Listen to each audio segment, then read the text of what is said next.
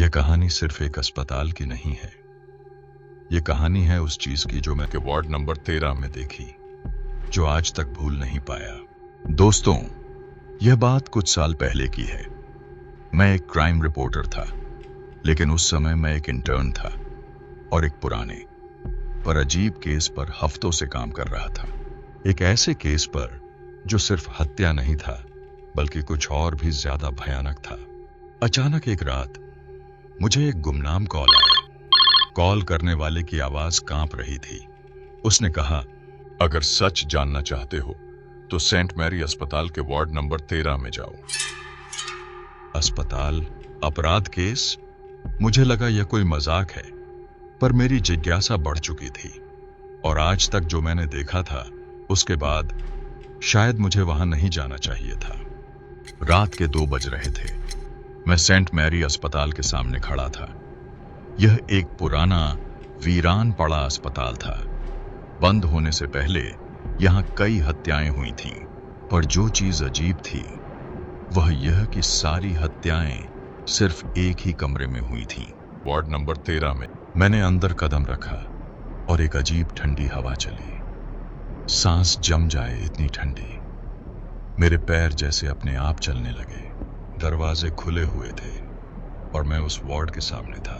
कान लगाकर सुना तो अंदर से हल्की घंटी बजने की आवाज आ रही थी। एक अजीब सी लोरी, जैसे कोई मां अपने बच्चे को सुलाने की कोशिश कर रही हो, पर यह आवाज खुद अंधेरे से निकली थी। मैं धीरे से अंदर घुसा। सब कुछ छोड़ा हुआ था।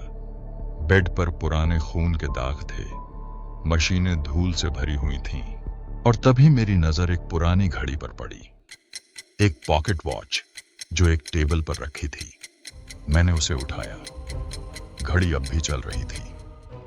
उसका समय ठीक 3:13 AM दिखा रहा था और जैसे ही मैंने उस घड़ी को छुआ, एक तेज चीख मैंने अपने कानों में महसूस की। बचाओ! मेरे हाथ से घड़ी गिर गई। पूरा वार्ड एक झटके से हिल गया। दरवाजा बंद हो गया और लाइट्स बंद। मैं अकेला था, या शायद नहीं। वही वार्ड, वही जगह, पर 50 साल पहले की रात। एक नर्स, प्रिया, उसके हाथ में वही पॉकेट वॉच थी और उसके सामने एक आदमी लेटा था। एक खतरनाक सीरियल किलर जो मरीजों की हत्या करता था। उस रात प्रिया ने उस आदमी का ऑपरेशन किया, पर वह फिर नहीं उठा। हत्या के आरोप में प्रिया को कैद कर दिया गया, पर उसने कहा था, यह घड़ी शैतान है। जब तक यह चल रही है मौत होती रहेगी। और एक दिन उसने आत्महत्या कर ली। मेरी आंखें खुली। मैं वापस वार्ड में था, पर यह सच था या सपना? मेरी जेब में कुछ था।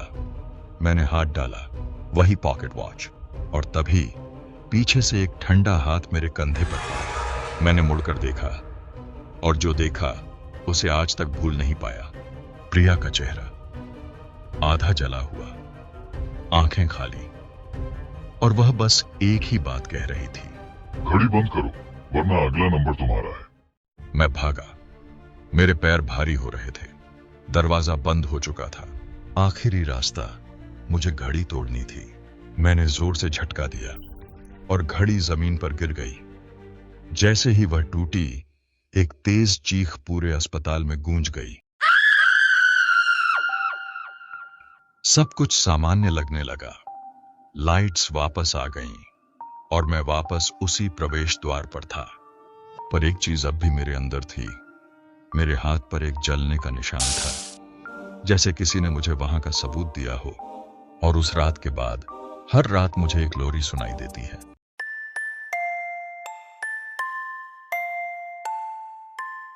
दोस्तों, यह कहानी सिर्फ एक अस्पताल या हत्या के मामले की नहीं थी। यह उस चीज की थी जो इंसान को उसके पापों का एहसास दिला सकती है। अगर आपको यह कहानी पसंद आई तो लाइक जरूर करें। कमेंट्स में बताइए, अगर आपको एक पुरानी घड़ी मिले तो क्या आप उसे चलाने की हिम्मत रखेंगे?